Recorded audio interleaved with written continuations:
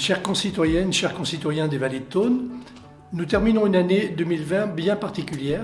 La pandémie du Covid aura contraint des restrictions auxquelles on aurait difficilement imaginé s'adapter et dont on mesurera toutes les conséquences dans les années à venir. 2020 aura été exceptionnel en tout point, à commencer par les élections municipales et communautaires organisées à la veille du confinement pour le premier tour et différées de plusieurs semaines pour le second, et une installation du conseil communautaire et des instances qui aurait été effective à la fin de l'été.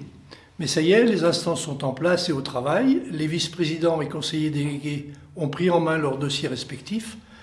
D'ailleurs, les sollicitations sont nombreuses pour les agents et pour informer les nouveaux élus, relancer les dossiers, ce qui ne manque pas de créer quelques tensions qu'il faudra gérer. Je tiens à remercier les conseillers communautaires qui m'ont renouvelé leur confiance pour assurer la présidence de la CCVT et ceux qui ont bien voulu s'engager à mes côtés en prenant une responsabilité, et tous les maires sont bien présents au sein du bureau.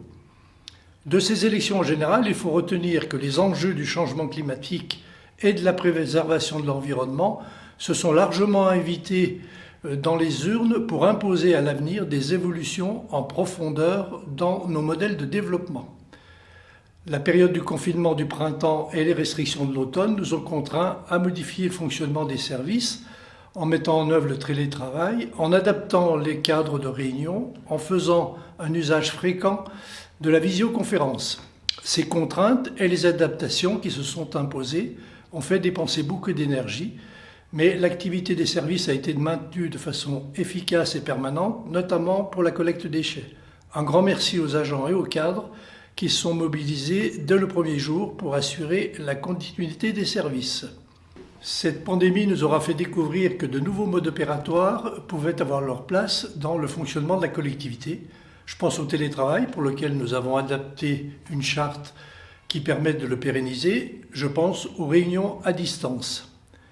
Elle nous a aussi obligés à agir pour soutenir le monde économique directement impacté par les fermetures administratives. Par chance, les entreprises du BTP ont pu rapidement reprendre leurs activités en mettant en place les protocoles sanitaires, ce qui nous a permis de mener à bien 2 chantiers en cours depuis 2019. La construction du gymnase Éperas qui s'est achevée dans l'été et a pu être ouvert aux clubs et collèges à la rentrée. La déchetterie de Thône qui s'achève actuellement et sera très prochainement mise en service.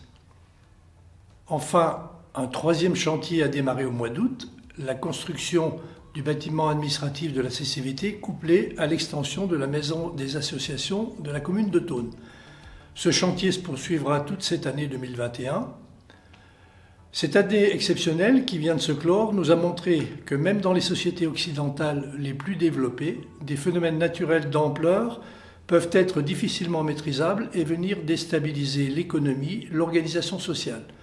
A contrario, elle a aussi montré nos capacités de résilience, des facultés d'adaptation collective à soupçonner.